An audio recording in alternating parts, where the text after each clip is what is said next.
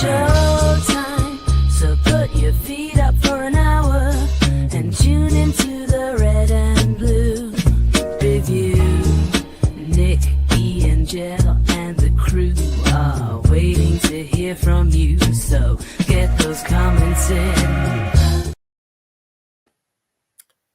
Well, a very good evening, Palace fans throughout the world. Welcome to another edition of the Red and Blue Review with me, Ian Noble, hosting this evening, sitting in for Nick Philpott.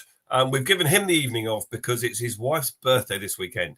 Very happy birthday, Mrs. P. Hope he's looking after you. Joining me on this evening's show, we have a few guests. Complete change of lineup from last week.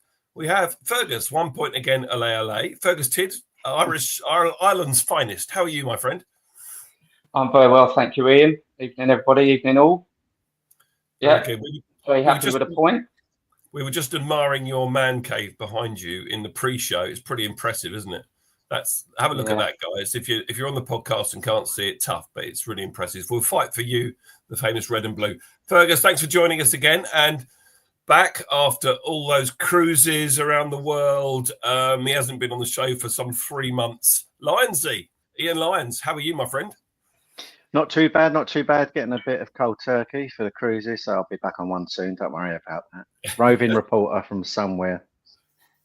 You have more cruises than I've had hot dinners, my friend. Fair play to you. You know, I like a bit of cruising myself. Good for you. And let's leave that to another channel.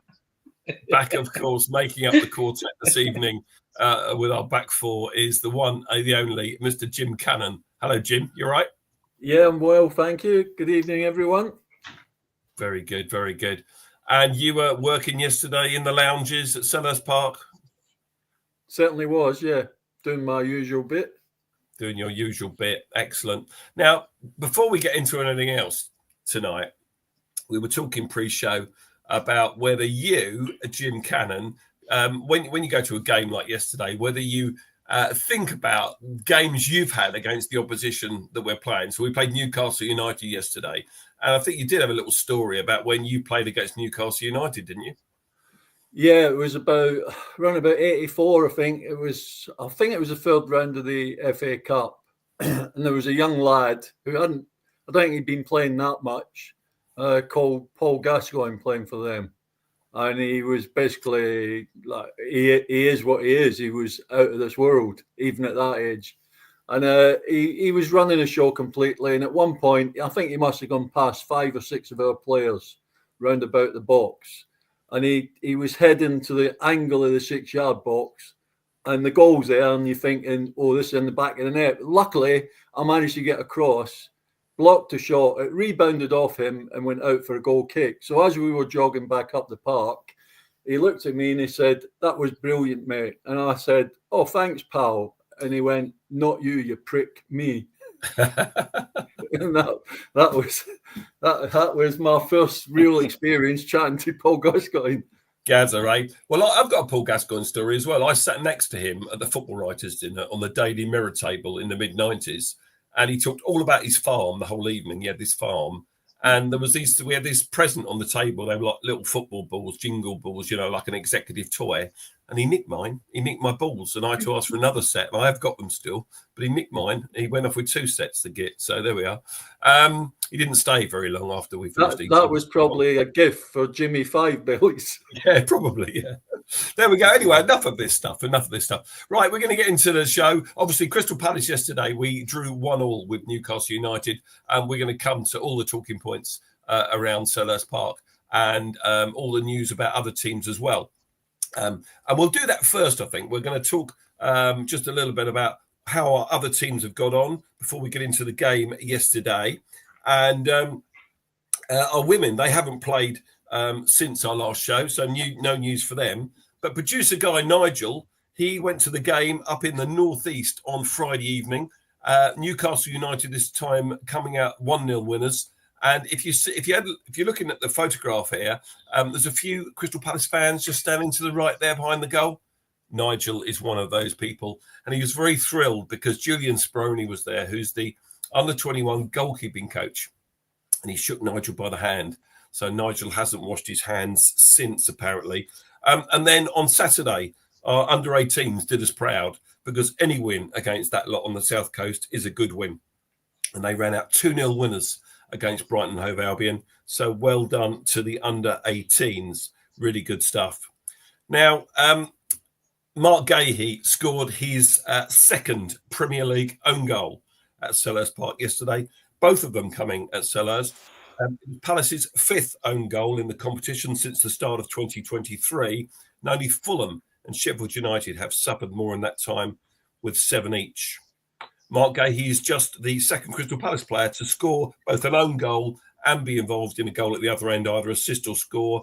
And he's the first person to do that since Damien Delaney did so for the Eagles against Liverpool in 2014. So let's have the lineup up, Nige, if we can, please, from yesterday. There we go. This the lineup. Henderson in goal, of course.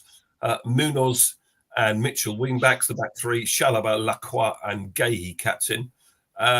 Hughes, I knew he'd keep his place. It was a question of Lerma or Doucouré with him in the middle. Lerma got the nod to take Doucouré's place. Mateta up top with Sarr keeping his place, rightly so, after the excellent performance up at Villa the previous week. And Eberechi Eze coming in for young Justin Devaney. So 2 changes from the lineup the previous week. Referee Darren England, he might as well have had a Newcastle United shirt on. Actually had a okay game for him, but Darren England was in charge. And my heart sank when I heard that because I don't like the guy and he doesn't like us, I don't think. But Fergus, you're going to take us through the game. Yeah, I will. I was just on that Darren England point. He's refereed 9 Premier League games for us. We've only won 1 game. And the irony of that is Newcastle away. Oh, really? Okay. 2-1, yeah. So that's the only game we've won under Darren England. So, yeah, when I saw him as the referee, I wasn't holding out for much. But there we go. Yeah, so I don't know if you wanted to run through the changes, Ian. I mean, obviously Eze's back in the team. Devaney dropped to the bench, which I think was a little bit unfortunate for him because he's played really well last couple of games. And Lerma for Doucouré, but I think that's more tactical in that Doucouré will play Tuesday night alongside Hughes. That's probably why Hughes went off early. But yeah, so back to the game. Before you get onto that, let me ask the other guys what they think about the team selection. All right, so let's just do that. So Ian, first of all, were you surprised to see Devaney dropped, Eze back in? Yeah. Well, no, I wasn't actually. No, that'd be silly. I think Eze is clearly a bit of a talisman. Probably the only one we've got left currently.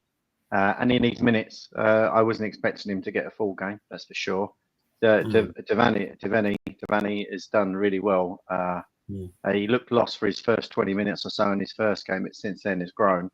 And is a good one for the future. And it just shows that the talent's there in the youth if you give them a chance, as we've proved over the years. But no, I think it was probably right to start him. And I wouldn't say he was at his best, by far from it, but it's about getting in the minutes. More importantly, just getting more in his tank in preparation for Tuesday. Yeah, good. And Jim, Fergus has already mentioned there that Doucouré probably being saved for Tuesday at Ipswich away. But we think right choice for Lerma to start alongside Hughes in the middle there, the middle of the park? Yeah, I mean, he's a quality player, isn't he, Lerma? It's just unfortunate that him and Doucouré seem to have quite a few injuries between them. But yeah, I mean, Gahey, he could have maybe brought him on later in the game when maybe they were tiring a little bit. But I mean, he should be such an important player for us, but he's not actually doing that at the moment. But yeah, I wasn't surprised by the lineup. Okay, and Fergus, I'm sure you'll come to this, but I thought actually Lerma had a very good game. I thought he sprayed the ball about well. His vision was very good on a few occasions yesterday. So Ferg, take us through the game, opening exchanges and where we go from there. Yeah, so the first 20 minutes, I mean, there wasn't much that happened in the first half. The first 20 minutes, we were both playing low block, a lot of possession, but it was all in our own halves. Wasn't much happening. We had a couple of chances. I think Sarr played in Eze. I think Newcastle thought he was offside, but it wasn't given. But I think it was Byrne managed to get to it before he could poke it into the goal. And then Chalobah had a long shot from about 30 yards, which was a couple of feet over the bar. Too far away, was it? Too far away. It wasn't too far away. No. But I think the busiest guy in the first 20 minutes was the physio for Newcastle. I mean, Isak was going, he was up and down all the time, wasn't he, after his clash with Mitchell. And then he had to come on again for Joel Linton, who was rolling around on the floor. It looked like he dislocated. I thought he dislocated his shoulder. Got up and see fine. But obviously Isak couldn't carry on, so he was substituted in 22 minutes. Harvey Barnes come on, and actually I think Harvey Barnes is a player. So, Newcastle got a decent bench. So that's one good player for another, really. But, yeah, not much happening. And then I think we had a chance. Sarr had a shot which Nick Pope saved with his feet. Again, Munoz was involved in that. Sarr out to Munoz. Munoz back, cut it back. And Sarr had a shot. Pope didn't know it was offside, so it was a really good save. Yeah. And then the flag went up. And then I guess the major talking point in the first half was Munoz's miss. I still don't know how he managed to do it. I was surprised that he popped up on the left-hand side.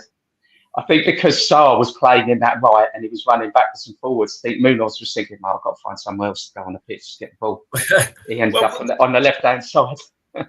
Well, we sort of caught them on the break, didn't we? It was a very good move. Did, yeah. Were you surprised, Ian, to see Munoz pop up on the left wing, sort of on the far stick? I was surprised it was him. No, because defensively he's never a right back, is he really? So he could be anywhere on the pitch, to be fair. But that break was a fabulous break, and it was also facilitated through Eze, who a lot of people are saying was a bit, a bit on, bit off, whatever. Great through ball from Hughes, and Sarr again, who I think is now starting to show and become the player that some of us on the other chats you were suggesting he would do, given a chance. What a snip at 12 million he could look at. But it was pretty much easier to score than it would have been to miss that one, and he got it all wrong. And the goal his eyes probably just went like that, like saucers, and then just lost his balance, didn't he? But it was good to see him there, and it was good to see him carry on getting in those positions as well, not letting his head get down. Sure. Have you missed one like that in your career, Jim? Open goal, easier. Never been that near the goal before. So. I'm sure I probably did. Yeah, I just think it was caught him the wrong side. I think it'd been the other way. I think it would have scored. I just think it's his weaker left foot, isn't it? And he just, and Mateta nearly got to it as well. It was a delicious ball in. It was a really good ball into the box by Sarr. Mateta just missed it, and whereas the previous week Devene got on the end of that one that Mateta missed.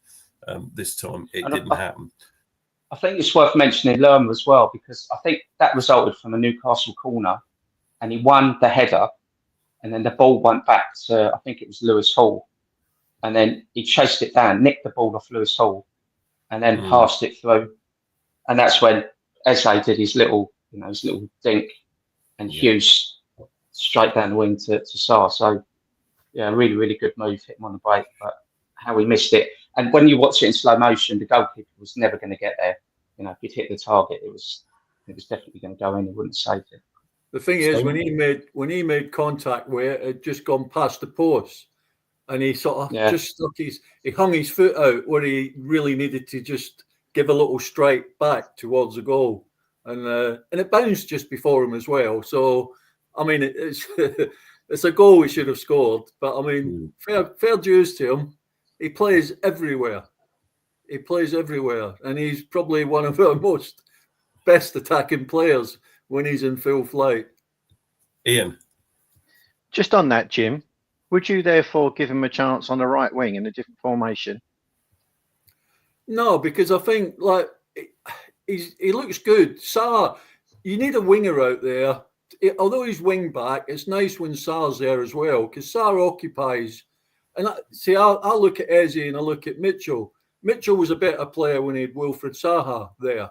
At the moment, he's almost on his own. So if I was a manager, I'd be saying to Eze, go and play on that right back shoulder, and then when you want to do your little thing, start bringing him inside to then give Mitchell a bit more room. But Mitchell at the moment is having to do a winger's job, and he's probably the one player that's, I wouldn't say he's letting us down, but he needs to be better on his crossing. He needs to be a bit more adventurous, but I think he needs another body just out there to sort of interlink with.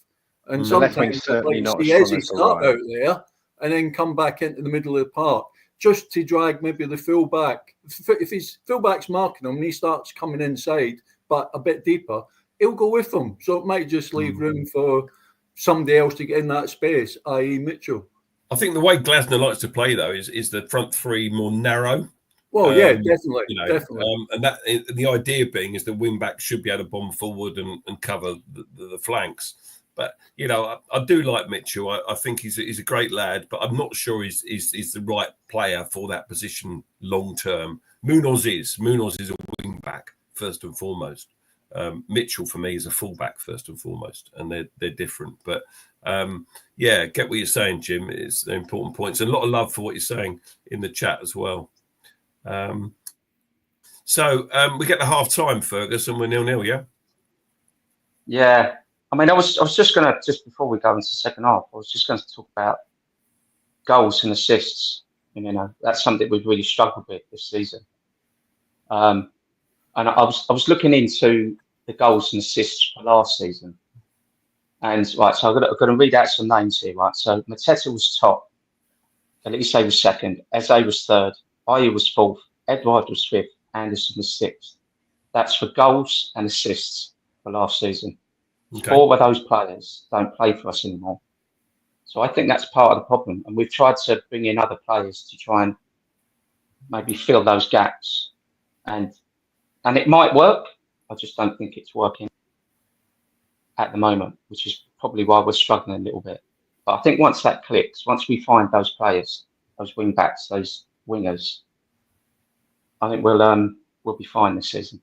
We'll kick on. Well, I think we've seen in Ismail Sarr, as Ian said already, that we've got a player there. We really have. Yeah, definitely. I thought he was particularly good last week up at Villa. But again, he had another good game yesterday. He had chances. He got shot away. We talked about that cross already. He's getting in offensive positions. He's hurting the opposition, but he's quick. And I think he'd be a great asset. And he needs to stay on the side for sure. Yeah. Okay. All right. Well, that's thanks for that. I hadn't realised that about goals and assists last season. But you live and learn on this podcast, don't you? We're full of useless information. No, it's useful information. Yeah. Did I say that wrong? Good. So into the second half then, Fergus. So second half. So obviously the first main thing to talk about was Newcastle's goal, 53rd minute. I've got to say it was a brilliant free kick. The way they worked it. Who was it? It was Gordon ran over the ball, ran down the side, and then Lewis Hall tapped it into Tonali, and it was a beautiful little deft touch to Gordon, and he obviously struck the ball, and it's the most difficult ball to defend. I'm sure Jim can expand on that, but Guy he was running into the and just couldn't stop, and unfortunately, he's put it in of his own net, and undeservedly, Newcastle go 1-0 up. Yeah, I mean, could we have done better defending that ball? We'll come to that, Nigel. Sorry, can we come to that in a minute? Could we have done better defending that free kick? I mean, they said on Match of the Day, didn't they? Where I was sitting, you couldn't really see it that well, but when you watch it back on TV, it was one off the training field. Clearly it was well executed. But could we and should we have done better in defending that goal, Jim Cannon? Well, yeah. I mean, the answer is yeah, we should do better. Scouts watch them teams all season long, so that's probably not the first time they've done that free kick. But we were just a bit asleep. Yeah. We were probably thinking, this is going to be coming in as a cross. And then there was a little ball inside and Gordon had run over it. And and it was a good move. And the unfortunate thing, if you look at Mitchell, if he'd have let that Gehi, if he'd have let that go, it would have gone straight past the goal because there was nobody in there. But he had to do something because it's like 6 inches off the goal line, but there was nobody behind to knock it in. But it's just one of them things, I suppose. Yeah, and Ian Henderson, it sort of went through his legs a bit, didn't it? Because low and hard, obviously, but could he have done better with that? No, I think he's got his stance planted, isn't he? It's pretty hard. I think the only one person that I think anyone could justifiably point a finger at would be Hughes. Okay, for not picking up the run a little earlier. I think Angie Andrews has mentioned it in there as well. I think we're not sharp enough on free kicks, whether they're against us or whether they're for us. Ironically, the one time we was the first game of the season against Brentford, and it was disallowed. So we just got to be a bit sharper. It was a good move. It worked out for them. Another 8 times out of 10, it won't. It's just one of those things. Yeah. Okay. Yeah. I hear what you're saying about Hughes because he just tracked Gordon and didn't quite get to it, did he? Whereas if he'd been a bit quicker, he might have done. Dawn Palace says it wasn't a free kick anyway. Not sure about that. Yeah, I agree with that. Oh, I didn't think it was. Do? Oh, really? Okay. I'm not so sure about that. I think Lerma did foul him. Free kick. Free kick, yeah, I think it was a free kick. You want it the other way, wouldn't you? Mark Callaghan, it was a soft goal, another soft goal to concede. Yeah, I think it was a relatively soft goal, and I'll make Jim right in as much as, look, we just switched off for a little bit. We switched off, and they're 1-0 up, and they haven't had a shot on target. Now, what happened after that, producer guy Nige, was this: Newcastle players jumping into the crowd, fans coming forward once again. The hoardings giving way there. Not quite as bad as the West Ham game where the ball boy got crushed earlier in the season. But something's got to be done about that, hasn't it? At Selhurst Park. It's the second time that's happened when an away team has scored at our ground this season. We just need to make sure no one scores against us, and then it won't happen. Yeah, and it's always at that end as well. Something got to be done by that. Do you think we should ignore it, or should the club be taking some action? I mean, you don't want to see it happening. The fans shouldn't be doing it, I suppose. I mean, a lot of grounds have got another barrier in front, but we don't seem to have that. Well, if there is one, it's just a step over thing. Cage them in. Put a cage around them. It's only the away fans that happens with, isn't it?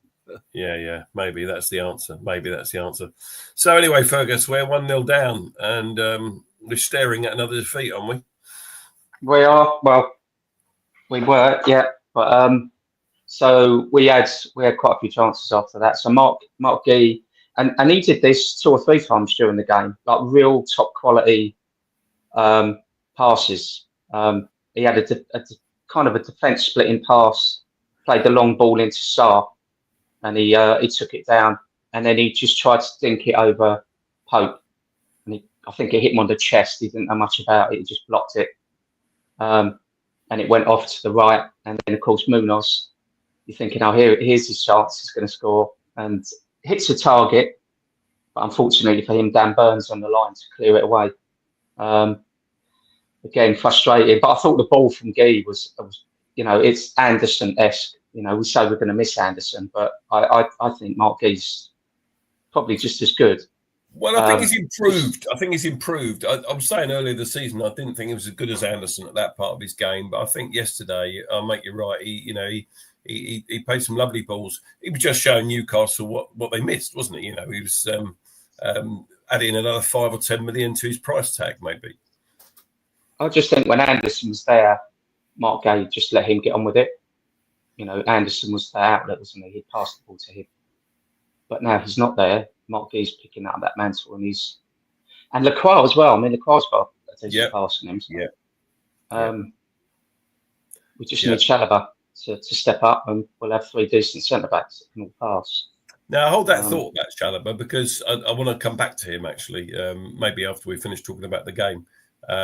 But certainly Max Lacroix, another good game yesterday, very solid. And I'm glad that he's at the club. Okay, so Munoz second chance goes begging. This time he did better than the first one in the first half. And then I think we had a gear head, Mark Gay header that just went over the bar, landed on top of the net, and then we had Lerma. Again, I think it was Munoz played it into Lerma.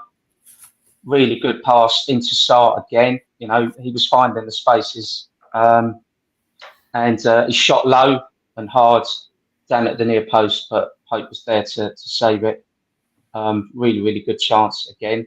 And from the resulting corner, so Eze had gone off by then, I think. And Eze went off in the 65th minute for Devene. Yeah, that was the first substitution yesterday. It was. And I actually quite liked Devene. He's got a decent set piece in him. I know he's very good at it, but the corners as well. I mean, I know, you know, Newcastle struggled to defend that. I think it was the Newcastle defender that flicked it on from that corner, and Mark Gee headed it down to Mateta, who had his back to goal, and he tried to turn and swivel, and I mean, he blasted it well over. But another good opportunity. He didn't quite turn on the sixpence, didn't he, John Philippe Mateta? More like a dustbin lid, wasn't it? The way he turned and put that one over the bar. Yeah. You know, but bless him. Just while we're on Devene, I don't know what you guys think. Do you think Devene should have started and Eze should have come on as an impact player, or do you have to play Eze? And because I think we created more chances in that last 25 minutes when Devene was on than we did. The reason for that is that he's more direct than Eze is. Eze is always holding. Eze, someone said it earlier on the chat, and it was actually quite a good point. He's turning into our Wilf, you know, just holding the ball up and waiting for players and waiting to take players on. And he doesn't mix it up enough as he used to. But I think the question you asked, we need to get minutes into Eze's legs, so you can't do that at the expense of Devene.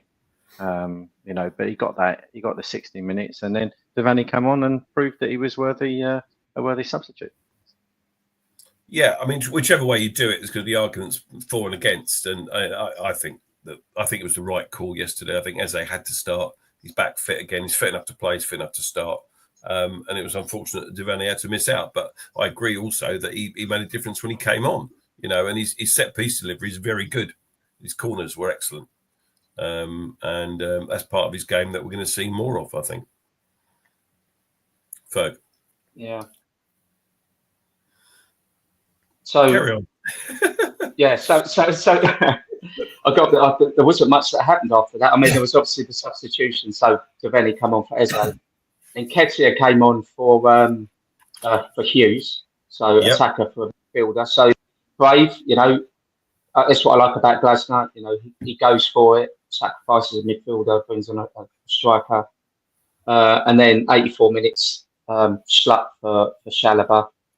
It was a trump card, wasn't it? Schlupp coming on, you know, makes all the difference. Yeah. Well, this is interesting, right? Because you're bringing substitutes on to try and influence the game, right? To try and get that goal back. And we did, right? So you can argue that Glasner made the right decisions, but when you look at the stats, and Ketia, where is it? He touched the ball 8 times in 30 minutes. Okay, Schlupp touched the ball twice in 6 minutes, and that's not including the injury time, right? So you can argue that it goes on like that. So I'm not so sure that the substitutes had an impact on the game. But anyway, moving on, I don't know whether you guys want to chip in or chime in on that, or I'll just talk about the goal. Ian or Jim, you know, substitutions yesterday, did Glasner get them right in bringing on the players that he did? You know, Nketiah for Hughes, Schlupp for Chalobah, do you think? Jim, do you want to take that first? Well, he got the result. I mean, the whole point of bringing subs on when you're 1-0 down is to try, and it doesn't matter how many times they touch or don't touch the ball, they have had some impact, and in the 90-odd minute, we've scored a goal. I mean, to be fair, Schlupp, yeah, he's probably not everybody's cup of tea, but the amount of times he's come on and scored the goal for us running into that box. So fresh legs, I think, is probably more to the why he's changed it. I mean, Nketiah did nothing when he came on. You know, he's running around, needs a few touches, but I think it's just fresh legs and trying to go on and get that equaliser. And I thought Nketiah will be used to being an impact sub because that's what he was at Arsenal, wasn't he? He rarely started. He often came off the bench and made an impact. He didn't often make an impact, though, did he? But then the thing is, even then, that you're playing in a team that is creating chance after chance after chance. He's playing in a team at the minute that's struggling to create chances. Yeah, true. I think as far as Nketiah is concerned, he actually switched the ball out wide that started or kept the move going for the goal, the start. I'd agree that he was on there just to move and cause grief for the defenders to try and pick him up and move it around, which obviously he was good at. He's still struggling, and maybe we'll talk about the formation later on. But here, for me, he needs to play in a front two alongside Mateta, and that will also help Mateta out, and that will help us hold the ball up a lot more moving forward. Okay, well, we'll come to that because you know it's a serious point you make, of course, but you know it has all kinds of other implications as to who drops out. Let's finish the game because we're 1-0 down. We've got 5 minutes of stoppage time come up, and we're all fearing the worst. Some people are leaving the ground by then. I know a few people that missed the goal because they decided to get the early bus. But talk us through the goal, Ferg, if you can. I can't remember it, Ian. Right, so 94th minute. So again, Lacroix out to Mark Gay on the left-hand side, and absolutely fantastic cross, perfect pinpoint.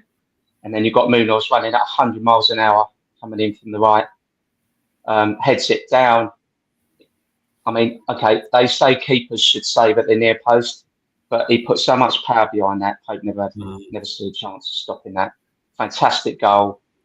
It was great to see all the players run over to the corner, and obviously they had a special guest that joined them to celebrate, which was fantastic to see as well. I mean, and that to me just proves that there's camaraderie. You know, they're really desperate to do well for us, the team. You can see that. You know, it's hurting that they're not doing as well as they should be in the league, and that just summed it up for me. That you know, despite we're not getting the results we probably deserve in some of the games, they're 100% trying, never give up, fighting to the last minute.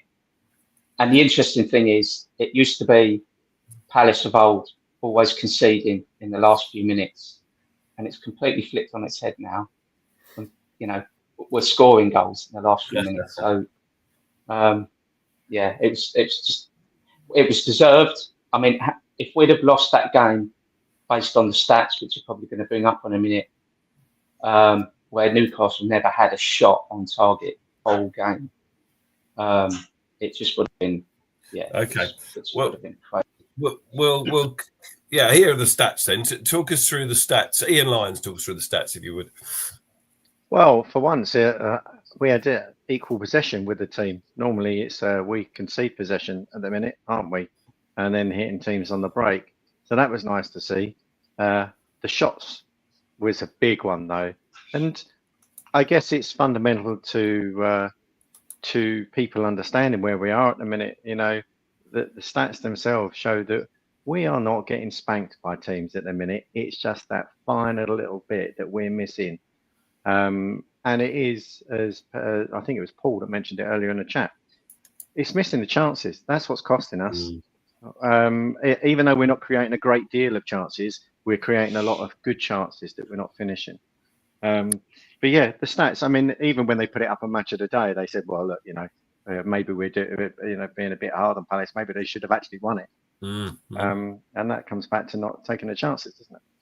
Indeed. What was the talk in the posh seats, Jim? You know, were you surprised to see Glasner do his Usain Bolt impersonation down the touchline? I thought it was the best part of the whole game to see the passion and probably more relief, because I mean that would have been a total injustice if we hadn't. I mean, we should have won the game 3-4.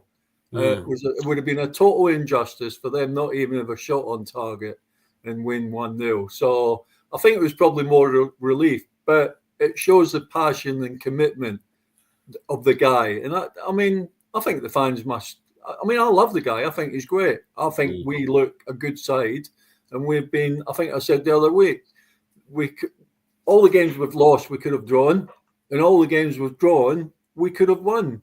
And that was what the Fulham was the worst game of the lot, and that was down to probably real bad injury, no midfield players of such, and then gone down 10 men. So I still think we'll get middle of table, because I'm sure once we've won a couple, we've got full fit squad, we'll be okay.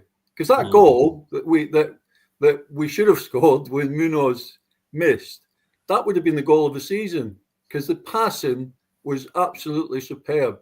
There was about 3-4 one-touch passes before it went out to Sarr, and I'm really, probably 2 or 3 seasons ago I'd have been panicking in this position. Yep. But when you look at that team now, no way. Yeah, I said it. His show. If we'd have scored first, if Munoz had scored that, Jim, I think we'd have won that game comfortably. Yeah. It's just yeah. Yes, so great relief for everybody. George in the chat said he left early. Heard a big roar from the car park. Never leave at 1-0, mate. It's always a bit of a kick in the teeth if you miss a goal like that. But never mind. Yeah, Fergus. I've got a question, Ian. Sorry, why did they play JP's song after Munoz scored? I think they probably hit the wrong button. That's all I can think of. You know what? When the teams walked out. Listen, yesterday when the teams walked out, they didn't play Glad All Over. They walked out. It was quiet. It was silent. Then someone realised they got almost to the centre circle. Oh, hang on a minute. We need to press Glad All Over. So I think the bloke on the sound deck yesterday was having a nightmare, to be honest with you. I watched a couple of Newcastle pods, and they were moaning and groaning about when we beat them 2-0 and the JP song, and they hated it. So I wasn't sure if someone played that just to wind them up. I don't think they're that clever myself, but there we are. Yeah, talking to Newcastle pods, I had the privilege last week. I don't expect anyone to go back and listen to this now, but I had the privilege of talking to Jack from the Tune Under podcast, I think it's called. He was from Brisbane in Australia, so we were talking like this. Is 10,000 miles apart. We could hear each other as clear as day. It was a good 40-minute chat about the game. He asked me all kinds of Palace stuff. Some of which we're going to talk about in this podcast as well. And we both predicted the results. I said 2-1 Palace. He said 1-1. So, Jack, if you're watching this back, well done. Congratulations for getting it right. He said that when the game kicked off, it was 1 o'clock in the morning over there. He had a young family and he was going to get up at about 5 o'clock in the morning and not know the result and watch it back. So he would have been a bit upset when he got to that last bit. Never mind, Jack. There's always another day, my friend. Good, right. So great relief all round. And I think just coming back to the Glasner thing, I think, it just showed for me his passion. He cares so much about the club. I was asked on this pod, being you're in the relegation zone, is Glasner, should he get the sack? No way, Glasner in for sure. There's 1 or 2 people I've seen on social media saying Glasner's on borrowed time. I don't know whether they're winding me up or not because, he's not. He's clearly not. As Jim's already said, usually when you're in this situation, you'd be really worried. But right now, I think we've got enough about us to get ourselves out of this. But we have got to start winning at some point, and that could come on Tuesday evening away at Ipswich Town. So what do we do next? Where should we go next, guys? I'll tell you what we do next. We're just going to have a little look at the loan watch before we do anything else, because otherwise I'm liable to forget. If I can open my phone, that is, with all the information on it. Nigel, our producer guy, very kindly pulls this information together. We're following 7 players on this podcast at the moment, 2 of them goalkeepers. And of course, it was FA Cup weekend, guys. FA Cup second round weekend. Lots of football to be played. I watched a bit of it this afternoon. Solihull Moors against Bromley on ITV.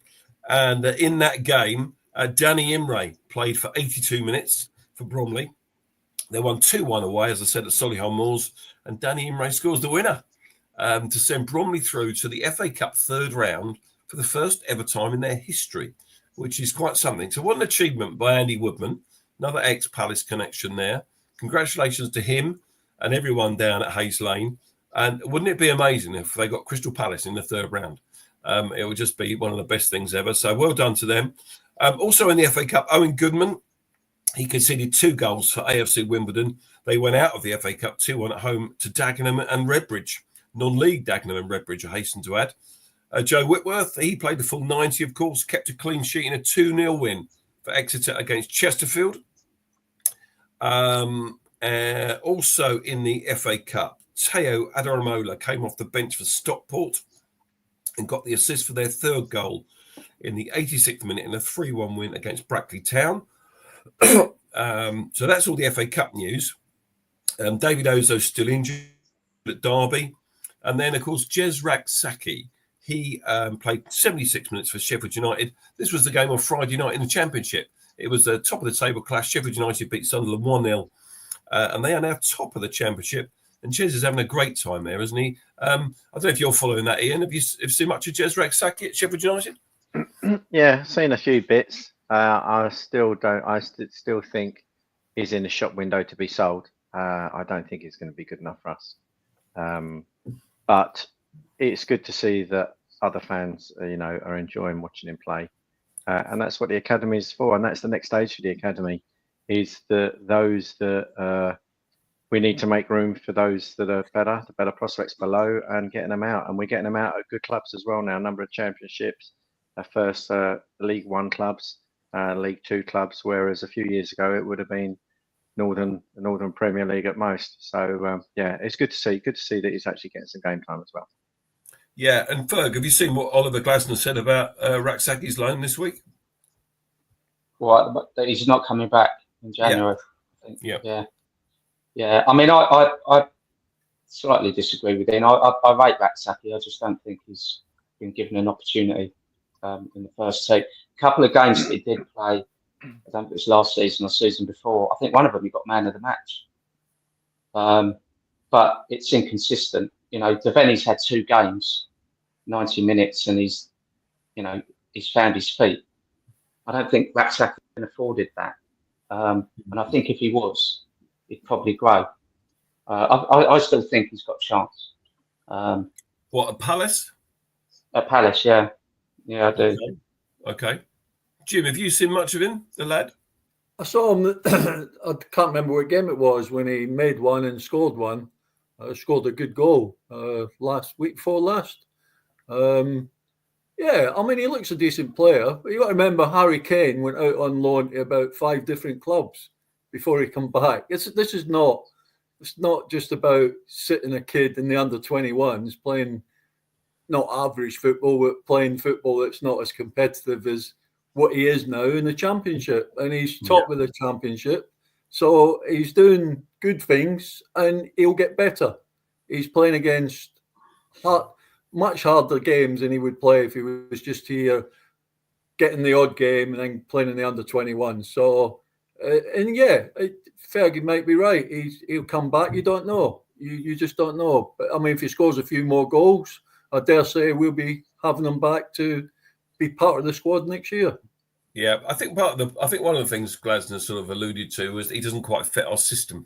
And what I meant by that was that, I said earlier, he likes the front three to play more compact, whereas I think Raksaki is more of an out-and-out winger, and that's not what we're playing like at the moment. So, yeah, it'll be interesting to see, but good luck to him. He's doing really well. So I think overall it was a good weekend for our loanees, especially Danny Imray. Really good for him, really, really pleased for him. And he got man of the match as well, of course, scoring the winner, as you would expect. And a few people are saying in the chat, it's the third round FA Cup draw, of course, this coming Monday evening. It's live on BBC Two at 7 p.m. Who do you want in the third round, guys? It's always a nice occasion when the third round, the 44 teams from the top 2 divisions enter the competition for the first time at this stage of the competition. Who do we want? Ferg, have you got any preferences? Who you want to see in the third round? I'm with Lionsy. I'd like to draw Bromley. I think Bromley in the FA Cup would be great. Home or away. Well, you wouldn't get a ticket yeah. as away, would you? That's a problem. Well, that was Bromley, AFC Wimbledon, Charlton, not Millwall. Don't want Millwall again. But, Charlton are out, mate, so no fear of getting them. Oh, are they out? Okay, Yeah, even I better. think so. I think Wimbledon might be out as well, aren't they? Yeah, AFC are Wimbledon, they've gone. Oh, well. Yeah. So, Bromley then. Fergie, no, mate. He's got. Yeah. The question I posed in the thing is, if we were to get Bromley, I know it's a long shot. If we were to get Bromley away, would you think we'd offer to switch it to Selhurst and give them a bigger prize pot? No, I don't think so. I think we'd play them at their place. They'd want to play at home. I think it gets about 3,000 or 4,000 in there. My cousin's got a season ticket. it's 5,000. 5,000. Yeah. 5, Yeah. Interesting. Yeah. Okay. There we go. So we shall see. I hope it's not a Premier League team. I hope it's not a Championship team either, really. A new ground for me would be the thing. Yeah, Yasmin says Carlisle if they're still in. She wants to go to Carlisle. Very good. Who would you want, Jim? Who would you want? Bromley at home would be good for them because they get a field of the gate money, and hopefully it'd be an easier game than. I mean, when you're in the third round, you want the easiest. I know a lot of non-league teams probably want to play like the Liverpools and Manchester United, but I think teams like Palace, you just want the easiest looking team, and hopefully at home, hopefully you go through. It's all about getting to the fourth round, isn't it? It is. You're right. You're spot on. I remember the 1990 Cup run. You know, we had really nice home draws all the way through, and then we had Cambridge away in the 6th round, which was the easiest of the last 8.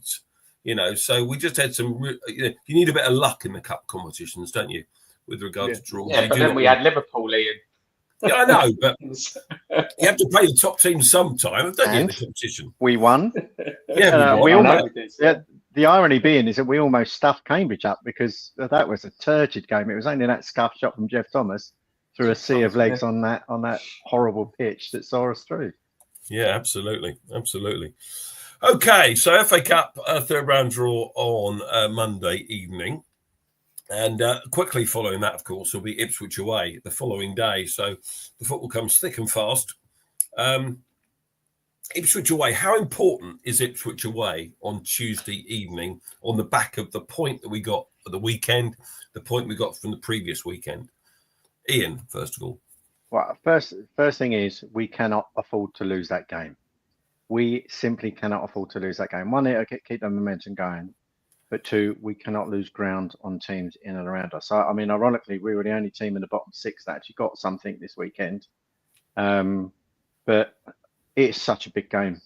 It is such a big game at this point of the season. As Jim touched on earlier, you know, and as I didn't get a chance to say about Glasgow, it's good to see that there's a team bond there. There's a team spirit. And all that will be out the window if we lose on Tuesday. So it's such an important game. But I think we've just got to go for it. We cannot sit back against them. We have got to go for it. What will they be saying about us, do you think, Jim? Will they be saying the same about us? Well, they'll be looking at our position and say this is going to be one of our easier games rather than playing sort of Liverpool or Manchester United or I was going to say Man City, but maybe not so much at the moment. But yeah, it's an important game in the sense that any team round us, it's important that we certainly, as Fergus said, don't lose. But I think it's a must-win game. I mean, we need to get, what were we on, 10 points? 10 points? 9 points. So it'd be nice to see us with about 17, 18 points for Christmas because it's a long old season after the new year. And but we can't afford to lose to teams round us, certainly not Ipswich. And you get that 3 points like we're all hoping for, it just creates a little gap. And that's then it's a little bit of momentum and you move on. So yeah, and it's going to be. It is a massive game. There's no doubt about it. Ipswich will be saying, "Get behind the wing backs," says Mark. Don't forget they've beaten Tottenham. Someone said in the chat. It'll be you know. They drew with United last time game, didn't they? So Yeah, they drew with United. I mean, I watched their highlights against Forest. I think they're clearly beatable. We're getting behind them. I mean, I think we've got. Go on. someone mentioned it in the comments about it's a cauldron there. You know, they've got really good support, and we've always harped on about that sort of 12th man. You know, Selhurst is a bit of a difficult place to go, and I think, you know, we're going to have to get past that. That's going to be tricky, but I still think we've got a chance of winning that. The other side of the you know, coin is the other side of the coin, Fergus, is if you're playing at home and there's an expectation to win and they go goal behind, the fans can get on their back and they're not as loud. And we know that our away support can be really, really good. It needs to be at Portman Road on Tuesday. I mean, they would have gone through the fixture list, and this would have been a 6-pointer, wouldn't it? They would have looked at that and thought, right, we'll win that one. And Palace will be one of them. Indeed. Last time we went there was in April 2013. We lost 3-0 in the Championship. Same season we beat them 5-0 at Selhurst, of course. We have played them since in the League Cup in 2017 and won 2-1. So, yeah, I'll be travelling to Suffolk on Tuesday evening along with the rest of us. Not you lot. I don't think any of you going, are you? But I'll be there. And hopefully make a lot of noise and come back with the 3 points. Nigel, can we have a look at the other fixtures that we've got coming up, please, if we may? There we go. So, Ipswich we've talked about. I'm going to ask you for a prediction for that game in a minute, guys. All right. So, and then nice easy one next Saturday at Selhurst. Man City visit. They play like they did in the first half at Anfield. I think we've got half a chance. We then play that lot on the South Coast. 2 p.m. kickoff live on Sky Sports on Sunday, the 15th of December. Then we come to our Carabao Cup tie, quarterfinals of the Carabao away at Arsenal on the Wednesday, the 18th of December, before we play the same side again also in front of the Sky cameras. 5:30 kickoff at Selhurst on the 21st of December. Excuse me. Before Boxing Day away at Bournemouth. So, what's the score going to be on Tuesday night? Fergus team. Have a guess. I'll go 2-1 Palace. So predictable. Ian Lyons. Yeah. I'm going to be strangely optimistic. I'm going to go 3-1 Palace. I don't know why I've said that, and please erase this video if it goes wrong. But yeah, I've got a feeling. I don't think 1 goal is going to be enough against them, but I think if we get a goal, I think we'll get another one. Okay. 2 scores first to be the most important thing, I think. Yeah. Funny enough, I said that exactly the same thing on the Newcastle pod I did last week. It didn't really matter that it wasn't the first goal that won the game on that occasion, but I think on Tuesday night you could well be right. Jim, have you got a prediction? Well, my predictions never come true, but I'm going to go with Ian, 3-1. Okay. Well, we're all sort of glass half full about the trip then to Ipswich on Tuesday evening. Okay. Guys, we've talked a lot about players tonight. There were some we were going to touch on. I think we talked about pre-show. Let me just talk about young Duvernay again. We signed him from Airdrie. We didn't know much about him a couple of weeks ago. We've seen his debut. We've seen he's come off the bench for Northern Ireland, albeit for a cameo. We've seen him score his first goal for Palace. He came off the bench yesterday, didn't do much wrong or anything. Good delivery. What do we make of this guy? Jim, first of all, what have you made of young Justin Devaney? Well, I'm probably like everybody else. I didn't really know anything about him. I knew he was there playing for the under-21s. He's very much like a Wharton. You know, he's one of these players that lets the ball run past him and he's facing goal rather than a lot of today's modern midfield players just pass it back. And that's why I think people at Wharton stand out, because he's a little bit different. He always puts himself in a good position. But he seems a confident young lad. He's good on the ball. He's got great delivery with his left peg. And I think he's going to be an outstanding player. And I think once he gets a bit more, I mean, he looks confident. You know, he's like scored that was a great goal he scored against Villa as well. Yeah, I think we've got another gem there. And I think it'll be a great asset for us. Very good. And was there another Doogie Friedman find, Ian Lyons, do you think? Yeah, I think the scouting network picked him up early doors, didn't they? And I think there were a number of clubs after him at that particular time. And I know that Bromley were after him, weren't they, in the close season? They wanted him on the season loan as well. Yeah. But I agree with Jim. I think the way he opens himself up, lets the ball come across him, so he's already facing the right way. He is a bit all left foot at the minute, unlike Wharton, who can use both. But I can see a time in the next 18 months with a pair of them in the middle of the pitch, and we're gonna have good times with a pair of them. But yeah, it's going to be most youngsters come in, shine, and then have a dip in form. I just hope we don't put too much on his shoulders too soon. And just enjoy it. He's getting a bit of a free rein at the minute, and for someone so young and such a novice to be given a task of taking free kicks and corners so early, that shows what the other team think of him as well. So yeah, promising. Yeah, very good. And Fergus, do you think he will start up at Ipswich? I don't think so. No, I think if you were going to start, and you would have started him yesterday. I think now Eze's had that 60 minutes. I think he'll start, and Benny will be on the bench. But I agree with Jim and Lyons. He's a quality midfield player. His spatial awareness, that's what Wharton's got as well. Mm-hmm. He kind of almost knows where he needs to go, where the ball needs to go, where people are. He doesn't really have to focus, concentrate. It just comes naturally.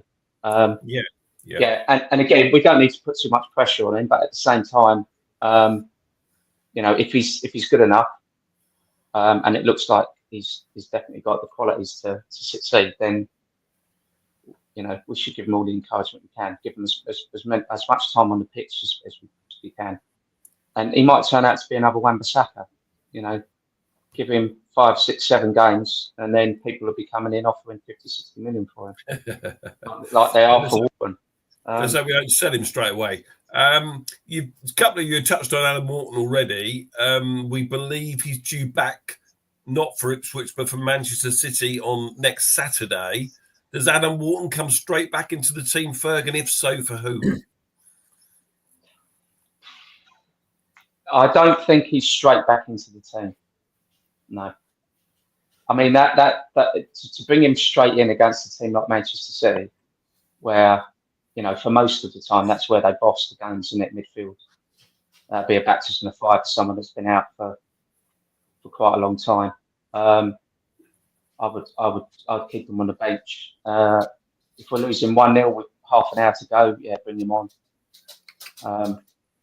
Let's see if Let's see if the others agree with you, Ian. Would you start Adam Wharton next week if he's fit? No. When they say he's back, is he back in the squad? Is he training already? He's on the grass. Yeah, he's training. Yeah. So he's on the grass. So they'll have a fair assessment as to whether or not he'll be ready to sit on the bench. Again, that's too big a game.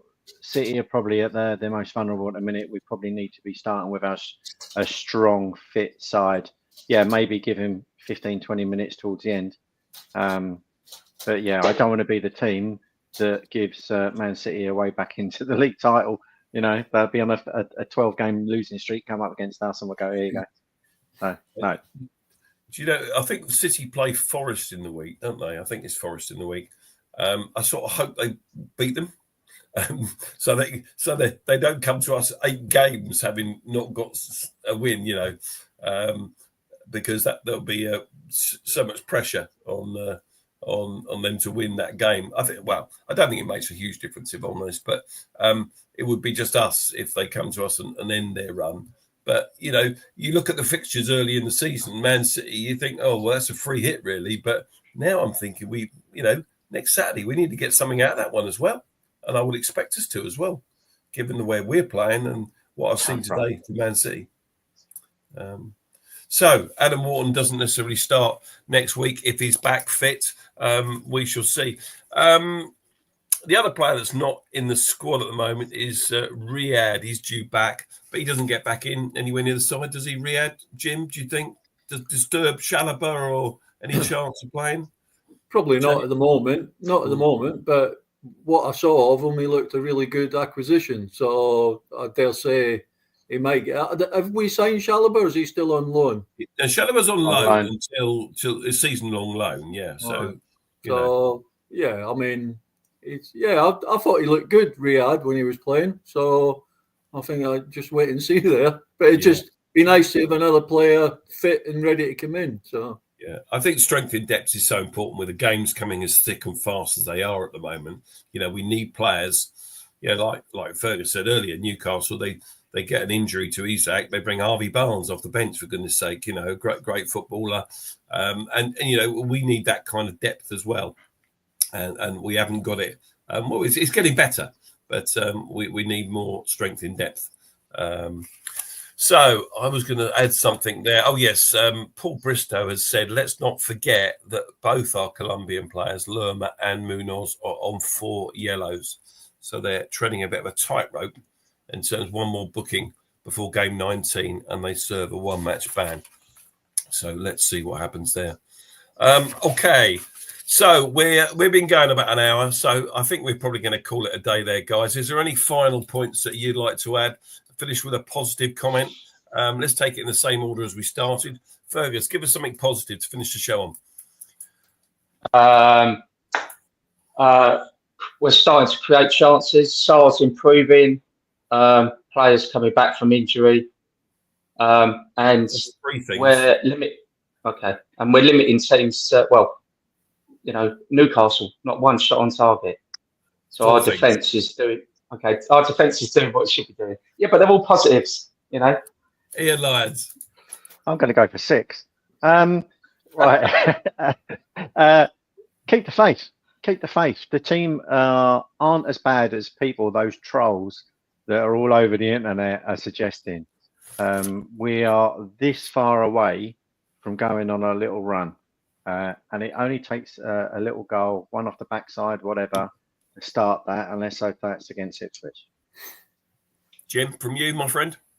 Yeah, we've had 2 really good performances the last 2 games, and that's with more players coming back into the side, getting fit, and it looks as if more are going to come back in. So yeah, I think we just got to be confident, look forward, get the result on Tuesday. That's 4, 5. Get the result on Tuesday. And everybody will have a different complexion of how our season's gone. Very good. And Nick Philpott said he's back next week. That's a positive. And then other people are saying, no, it's not positive, but we shall see. Nick Philpott is back next week in the chair, I hope. I hope you've enjoyed the show. Guys, thanks so much for joining us, everybody. I've got my Christmas jumper on. I didn't mention it. Look at that. Crystal Palace Christmas jumper.